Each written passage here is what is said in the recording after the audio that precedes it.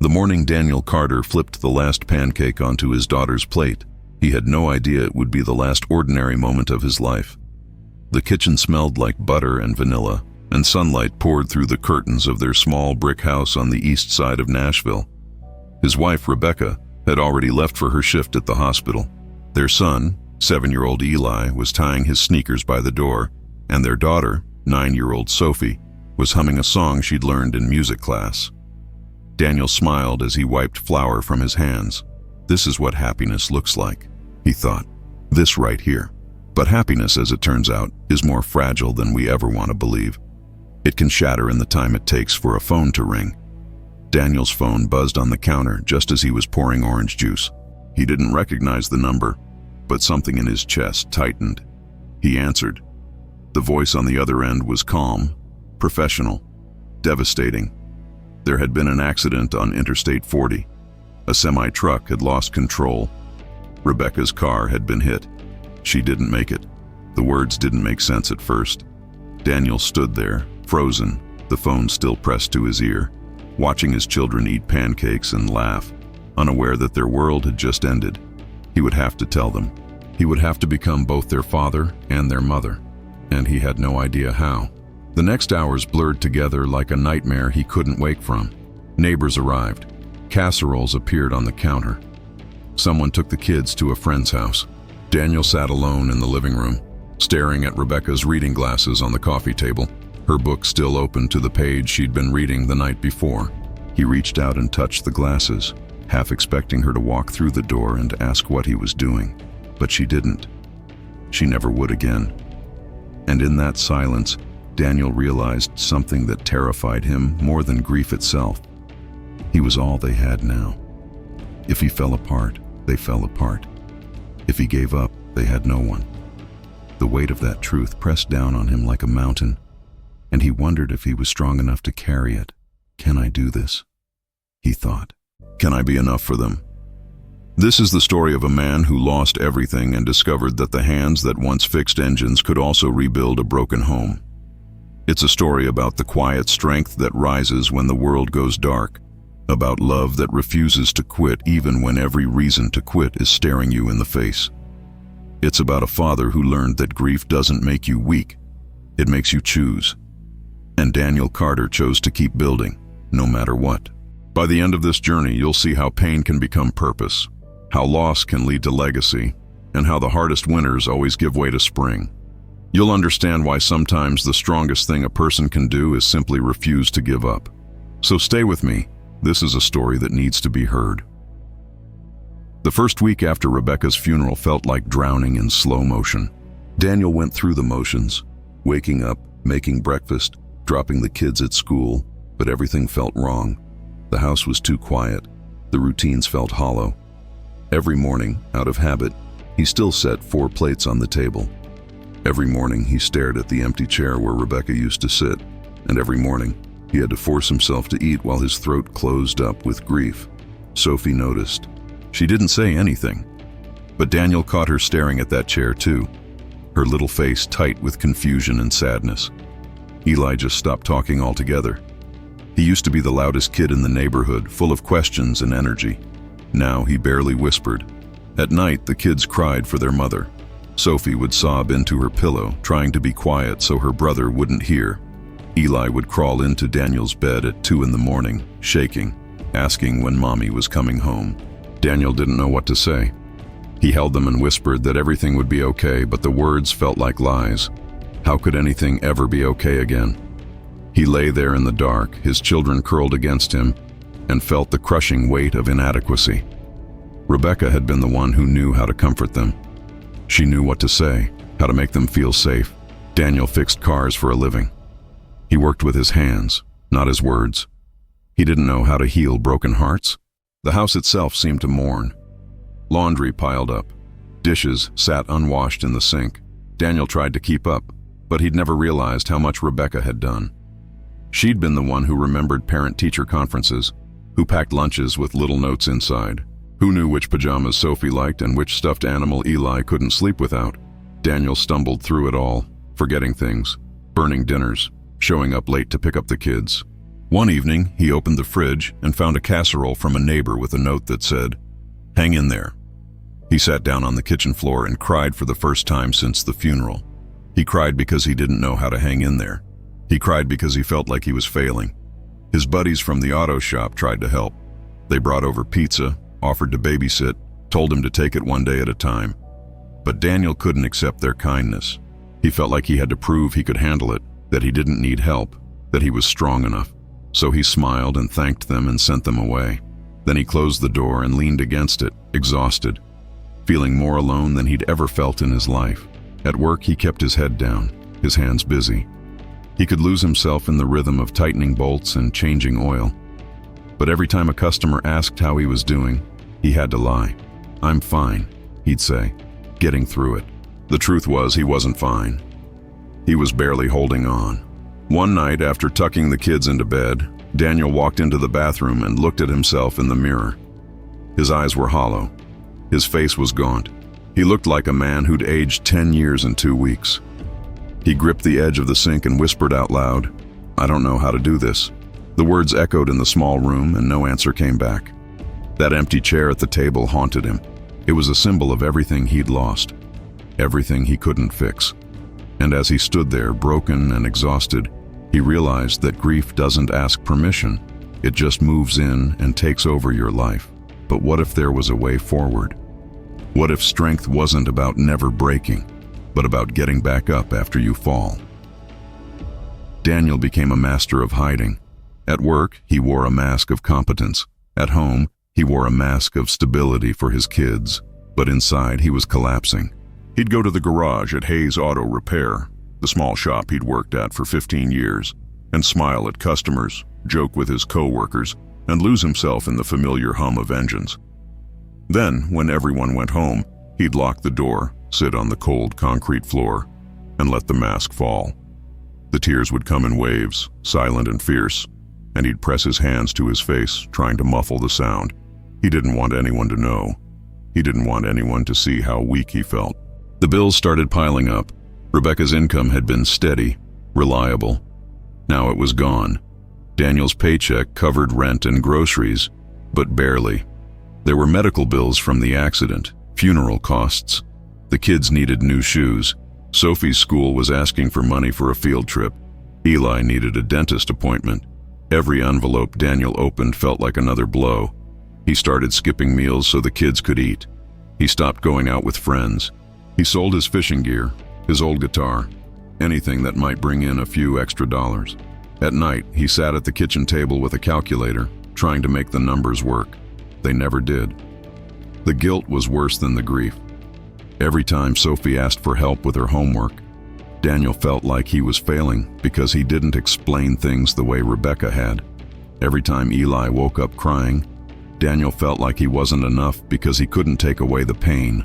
He started second-guessing every decision. Was he feeding them the right food? Was he spending enough time with them? Was he saying the right things? The doubt gnawed at him, relentless. One afternoon, he burned dinner so badly that the smoke alarm went off. Sophie opened a window, and Eli just stared at him with big, sad eyes. Daniel threw the pan in the sink and walked outside, standing in the backyard with his fists clenched, trying not to scream. "I can't do this," he thought. "I'm not enough." His co-workers noticed. His boss, a gruff but kind man named Tommy, pulled him aside one day and said, "You look like hell, Danny. Take some time off." But Daniel couldn't. If he stopped working, they'd lose everything. So he pushed harder, took extra shifts, volunteered for overtime. He barely slept. He ran on coffee and adrenaline in the desperate hope that if he just worked hard enough, he could outrun the pain. But pain doesn't work that way. It follows you. It waits for you. And eventually, it catches up. One night, Daniel sat in his truck in the driveway, too exhausted to go inside. The porch light was on. Through the window, he could see Sophie helping Eli with his homework. They looked so small, so fragile. He rested his forehead on the steering wheel and whispered, "Rebecca, I don't know what I'm doing. I need you." The silence that answered him was crushing. But then, through the window, Sophie looked up and saw him. She smiled and waved. It was a small thing, a simple gesture, but it pierced through the darkness like a beam of light. She needed him. Eli needed him. And maybe, just maybe, that was enough reason to keep going. But how long could he keep pretending to be strong when he felt so broken inside? And what happens when a man realizes he can't do it alone? It happened on a Saturday morning in late autumn. Daniel was cleaning out the hall closet, sorting through boxes of Rebecca's things, scarves, books, old photo albums. The kids were at a neighbor's house and the silence in the home felt heavy, sacred. He moved slowly, touching each item as if it were fragile, as if handling it too roughly might erase her memory. Then, tucked between two sweaters in a box labeled winter clothes, he found a small envelope. His name was written on the front in Rebecca's handwriting. His heart stopped. He sat down on the floor, the envelope trembling in his hands. He didn't open it right away. He just stared at it, trying to understand. When had she written this? Why? Finally, he slid his thumb under the seal and pulled out a folded piece of notebook paper. The handwriting was unmistakably hers, looping, careful, full of warmth. The letter began, "Danny, if you're reading this, something has happened to me. I hope you never find this. But if you do, I need you to know a few things." His vision blurred. He wiped his eyes and kept reading. She told him how much she loved him, how proud she was of the man he'd become, how grateful she was for the life they'd built together. She talked about the kids, about how strong they were, about how they'd need him now more than ever. And then, near the end, she wrote something that broke him open. "Danny, keep building. No matter what happens, keep building. You've always been a builder. You fix things. You make things whole. Don't stop now. Build a life for our kids. Build a future. Build yourself back up if you have to. Just don't give up. I believe in you. I always have." Daniel pressed the letter to his chest and sobbed. The grief that had been locked inside him for weeks came pouring out in great heaving waves. He cried for Rebecca. He cried for his kids. He cried for himself. But somewhere in the middle of that pain, something shifted. Her words became a lifeline. Keep building. It wasn't just a request. It was a challenge. It was permission to keep going, to stop pretending he had to have it all together, to start rebuilding piece by piece. He didn't have to be perfect. He just had to try.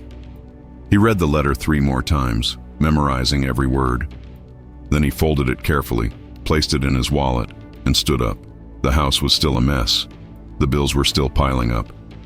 The pain was still there, but now he had something he didn't have before. A reason to believe he could make it through. Rebecca had given him a blueprint. Keep building. And that's exactly what he would do. He walked into the kitchen, looked at the empty chair, and made a decision. He wouldn't take it away. He wouldn't pretend she wasn't part of their lives.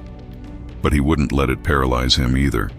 That chair would be a reminder, not of what he'd lost, but of what he still had to fight for. That night when the kids came home, Daniel made spaghetti, Rebecca's recipe. It wasn't perfect. The sauce was a little too salty, but they ate together, and for the first time in weeks there was laughter at the table. Eli told a joke, Sophie smiled, and Daniel felt something he hadn't felt in a long time, hope. It was fragile, flickering, but it was real. He pulled the letter from his wallet after the kids went to bed and read it one more time. Keep building. He would, one day, one meal, one moment at a time. He would keep building, no matter what. But would it be enough to hold them all together? And what does it take to rebuild a life when the foundation has been shattered? Winter came early that year, and it was brutal. Nashville's temperatures dropped, and the old heater in Daniel's house struggled to keep up. He'd wake up to frost on the windows and his breath visible in the cold air. Money was tighter than ever. He had to choose between fixing the heater and buying groceries, so he chose groceries and bought extra blankets instead. The kids wore layers to bed, and Daniel would sit up late, watching them sleep, praying they wouldn't get sick. It felt like the universe was testing him, pushing him to see how much he could take before he broke. But Rebecca's letter was always in his wallet, and every time he felt like giving up, he'd touch it through the fabric and remember, keep building. He took on extra work, every overtime shift at the shop, side jobs, fixing neighbors' cars in the driveway after dark. His hands were always covered in grease. His back ached. He was exhausted all the time, but slowly, painfully, things started to stabilize. He learned to cook more than just spaghetti. He figured out how to braid Sophie's hair by watching YouTube videos at midnight. He started keeping a calendar on the fridge with all the kids' school events and appointments, and he didn't miss a single one. It wasn't easy. He messed up constantly, but he showed up, and that, he realized, was half the battle. One cold December evening, Daniel decided to teach the kids how to cook. They made pancakes together, flour everywhere, eggs cracked wrong, laughter filling the kitchen. Eli got syrup in his hair. Sophie burned the first batch, but they ate them anyway, sitting at the table, and it felt like a small victory. "Mom used to make these," Sophie said quietly. Daniel nodded. "She did, and now we can make them too." Eli looked up at him with wide eyes. "Are we going to be okay, Dad?" Daniel reached across the table and squeezed his son's hand. "Yeah, buddy, we're going to be okay." He said it with more confidence than he felt, but he meant it. They would be okay. He'd make sure of it. As winter deepened, Daniel found small ways to bring warmth into their home. He started a tradition of Friday movie nights, popcorn, blankets, and whatever movie the kids wanted to watch. He put up Christmas lights even though money was tight, because Sophie said it made the house feel less sad. He let Eli sleep in his room whenever he needed to. He stopped trying to be perfect and started just trying to be present. And slowly, the house stopped feeling like a tomb. It started feeling like a home again. The kids smiled more. They talked more. They began to heal, and so did Daniel. One night, after tucking them in, Daniel stood in the doorway and watched them sleep. He thought about how far they'd come, how close they'd been to falling apart, how love, imperfect, messy, determined love, had held them together. He whispered into the darkness, "We're doing it, Becca. We're keeping it together." And though she didn't answer, he felt her presence in the warmth of that small house, in the sound of his children's breathing, in the quiet strength that had carried them through the coldest season of their lives. But spring was still a long way off, and the hardest challenges were yet to come. Could Daniel keep building when the weight of the world felt heavier than ever? And what would it take for this family to truly find light again? If you're enjoying this story so far, don't forget to subscribe and hit the notification bell. That way you won't miss the next one. And if you'd like to support the channel, you can even buy me a coffee on Ko-fi. Every little bit helps keep these stories alive. Now, let's get back to it. Spring arrived like a gift. The ice melted, the trees budded, and Nashville came alive with color. Daniel stood in the backyard one Saturday morning, coffee in hand, and realized something profound. He didn't feel like he was drowning anymore. The grief was still there. It always would be, but it no longer consumed him. He could breathe. He could see a future. And for the first time since Rebecca's death, he felt like he might actually make it through. He decided to plant a garden in her memory. Rebecca had always loved flowers, tulips, daisies, wildflowers. She'd wanted to plant a garden but never got around to it. So Daniel would do it for her, for them.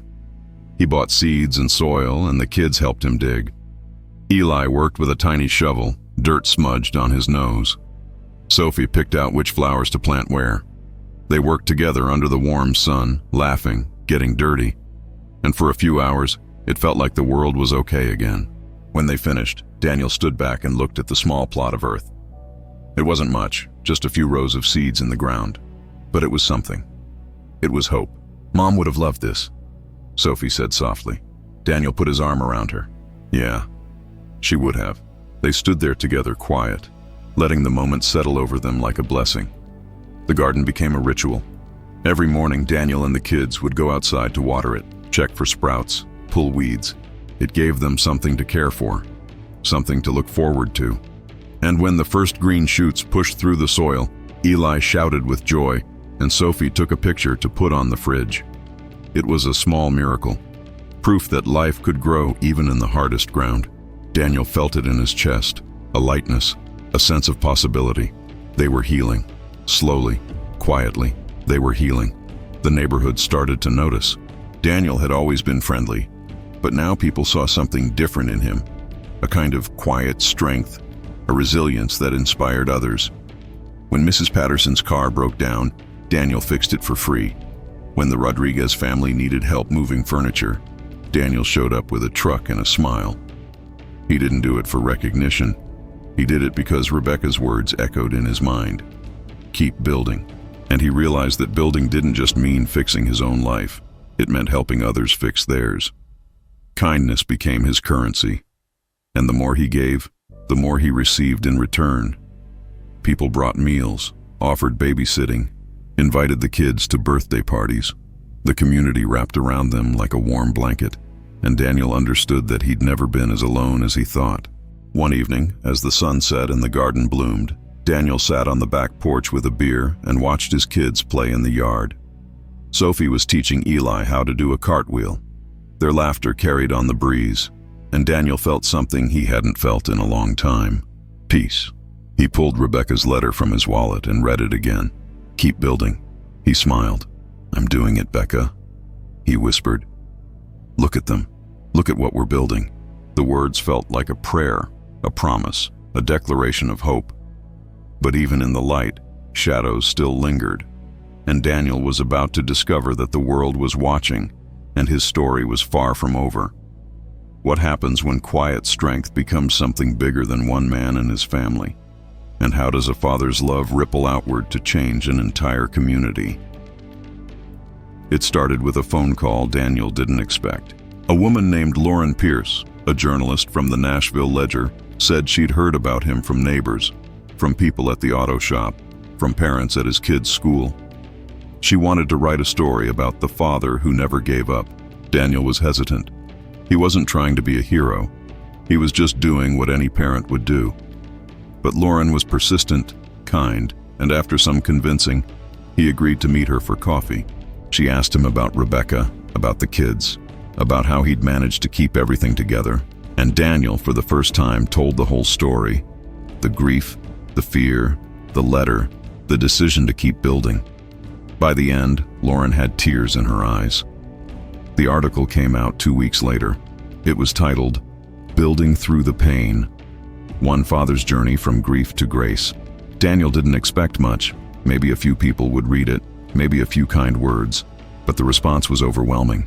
The story went viral locally, then spread across social media. People from all over Tennessee reached out. Letters, emails, donations. Strangers sent money to help with bills. A local church organized a fundraiser. A construction company offered to fix the heater in his house for free. Daniel was stunned. He'd been trying so hard to hold everything together by himself, and now, suddenly, the whole city seemed to want to help. It was humbling. It was beautiful. It was terrifying. The support changed everything. With the financial pressure eased, Daniel could breathe. He paid off the medical bills. He bought the kids new clothes. He even started setting aside a little money for college.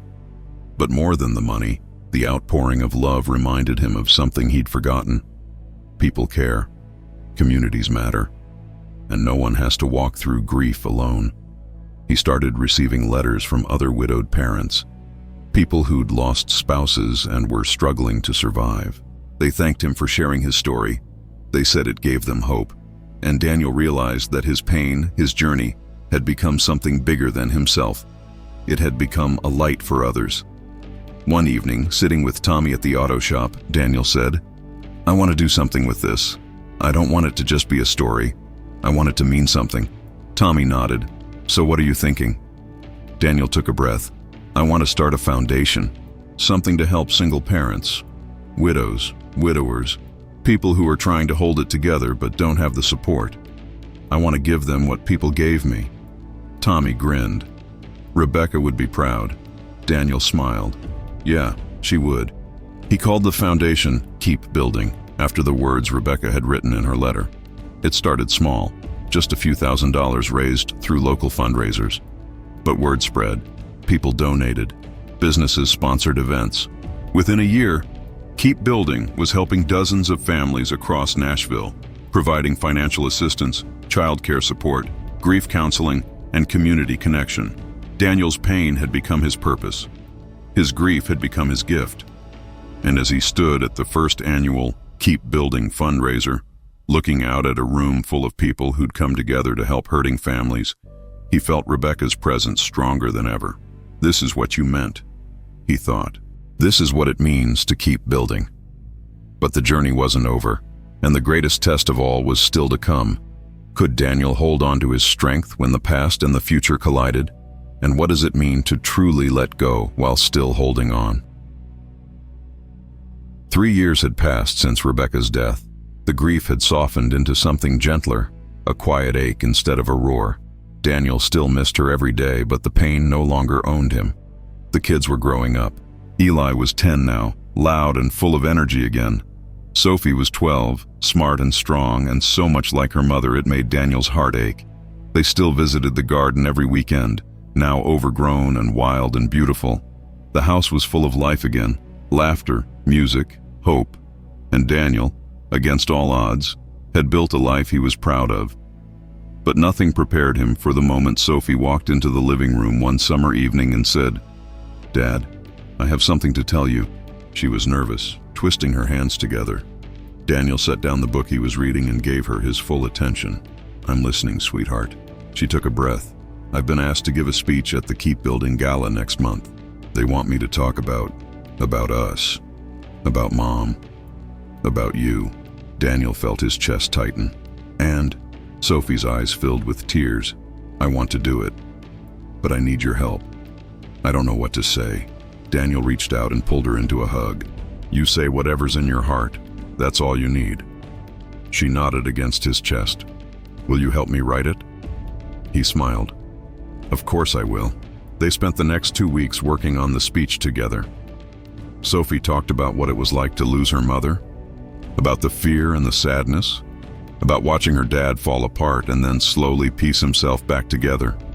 She talked about the garden, the pancakes, the letter, the foundation, and she talked about hope, how it doesn't come all at once, but in small moments, in tiny victories, in the choice to keep going even when everything feels impossible. Daniel listened, his heart full, realizing that his daughter had become wise beyond her years. She had learned resilience not from words, but from watching him live it. And that, more than anything, made him proud. The night of the gala arrived. The ballroom was packed. Donors, volunteers, families who'd been helped by Keep Building, journalists, community leaders. Daniel sat in the front row with Eli, both of them dressed in their best clothes, nervous and proud. When Sophie's name was called, she walked to the podium, small but steady. The room went silent. She looked out at the crowd, then down at her notes. And then she spoke. Her voice was clear, strong, and every word landed like a bell. She talked about her mom, about her dad, about loss and love and the power of refusing to give up. By the end, there wasn't a dry eye in the room. Daniel's throat was tight, his vision blurred with tears. When Sophie finished, the applause was thunderous. She looked over at Daniel, and he stood up, clapping harder than anyone. She walked off the stage and into his arms, and he held her, whispering, "I'm so proud of you. Mom would be so proud of you." Sophie pulled back, her eyes shining. "We did it, Dad. We kept building." And in that moment, Daniel understood something profound. The promise he'd made to Rebecca, the promise to keep building, had been fulfilled, not just by him, but by his kids, by the community, by every life touched by their story. He had kept his promise, and Rebecca's love, through them, would keep building long after he was gone. But as the night ended and they drove home under the stars, Daniel couldn't help but wonder, what comes after the promise is fulfilled? And when you've rebuilt everything you lost, how do you finally let yourself rest? 5 years after Rebecca's death, on what would have been their 20th wedding anniversary, Daniel stood in the garage of Hayes Auto Repair, wiping his hands on a rag. The shop had become a second home to him, a place where he could work with his hands and clear his mind. But today was different. Today, he wasn't fixing someone else's car. He was finishing something he'd started years ago, a vintage motorcycle that Rebecca had always wanted him to restore. He'd bought it cheap when they were first married, promising to fix it up so they could ride together. Life got in the way. Kids came. Time slipped by. And now, finally, it was done. The engine purred like a dream. The chrome gleamed. It was perfect. He sat on the bike, running his hands over the handlebars, and thought about everything that had led him to this moment. The grief, the fear, the letter, the garden, the foundation, the speech, the rebuilding. All of it had been part of a journey he never wanted to take but couldn't have avoided. And now, sitting here, he realized something that took his breath away. He was okay. Not just surviving, thriving. He had built a life that honored Rebecca's memory while moving forward into the future. He had kept his promise. And in doing so, he had become the man she always believed he could be. That evening, he took the kids to the cemetery for the first time in a year. They brought flowers from the garden and sat by Rebecca's grave, talking to her the way they always did, telling her about school, about the foundation, about the motorcycle. Sophie told her about the scholarship she'd just been awarded. Eli told her about making the baseball team. And Daniel told her something he'd never said out loud before. "I'm happy again, Becca. I didn't think I ever would be, but I am. And I know you'd be happy for me." The words felt like a release, a permission to let go of the guilt he'd been carrying for years. He didn't have to hold on so tightly anymore. She would always be part of them, but they didn't have to live in the past. As they drove home, Sophie asked, "Dad, do you ever think about dating again?" Daniel glanced at her in the rearview mirror. "Why do you ask?" She shrugged. "Because you deserve to be happy. Mom would want that." Daniel smiled. "Maybe someday. But right now I've got everything I need." And he meant it. His life was full of love, full of purpose, full of the quiet satisfaction that comes from knowing you've done your best. He didn't need anything else, but the question stayed with him. Maybe someday. Maybe when the time was right. But for now, he was content. That night, Daniel went out to the garage and looked at the motorcycle one more time. He imagined Rebecca sitting behind him, her arms around his waist, the wind in her hair. And he smiled. "We did it," he whispered. "We kept building." He turned off the light and walked back into the house, where his kids were laughing in the living room. He joined them, sat on the couch, and let the sound of their joy wash over him. This was what it meant to keep building. Not just fixing what was broken, but creating something new, something beautiful, something that would last long after he was gone. And as he sat there, surrounded by love, Daniel Carter realized that his hands, rough and scarred and strong, had done more than repair engines. They had rebuilt hearts. His own was the first. But now, what does a man do when he's finally found peace? And how does a life built on loss become a legacy of love? Daniel Carter's story doesn't end with a fairy tale. It ends with a man standing in his garage at sunset looking at his hands. These hands have fixed thousands of engines, built a foundation that's helped hundreds of families, and held 2 children through the darkest nights of their lives. He runs his fingers over the calluses, the scars, the strength that's always been there, but that he never fully understood until it was tested. And he smiles, because he knows now what Rebecca meant when she wrote, "Keep building." She didn't mean just surviving. She meant living, fully, bravely, with purpose and love. On the wall above his workbench hangs a framed copy of her letter.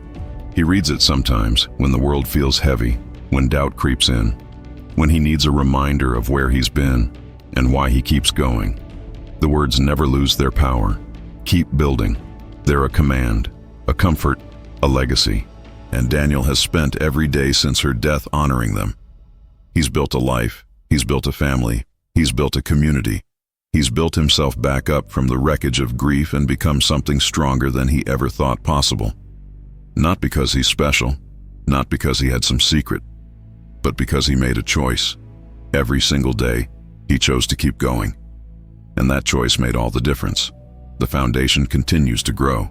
Last year, Keep Building helped over 200 families across Tennessee. They're expanding into neighboring states. Daniel sits on the board, but he's stepped back from the day-to-day operations, letting younger, more energetic people take the lead. He's proud of what they've built, but he's prouder of his kids.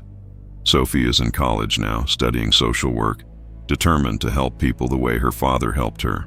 Eli is in high school, confident and kind, with his mother's smile and his father's heart. They turned out okay. Better than okay. They turned out strong. And Daniel? He's learned something that took years to understand. Grief never fully goes away. It just becomes part of you. It changes shape, softens, integrates into who you are. Rebecca's absence will always be there, a quiet ache in his chest. But so will her presence, in the garden that blooms every spring, in the foundation that bears her legacy, in the love that he pours into his children and his community. She's still building through him, and that brings him a peace he never thought he'd find. His hands used to fix cars, then they learned to fix hearts. His was the first, but it wasn't the last. And as he locks up the garage and walks toward the house where his family is waiting, he knows that the greatest thing he's ever built isn't a foundation or a reputation or a garden. It's a life, messy, imperfect, full of love. And that's more than enough. So here's the question for you. What are you building? What promise are you keeping? When life shatters everything you thought you knew, will you have the strength to keep going? Will you choose to rebuild, to love, to hope? Because the truth is, we all have the power to build. We all have hands that can heal. We just have to be brave enough to use them. What will you build with yours?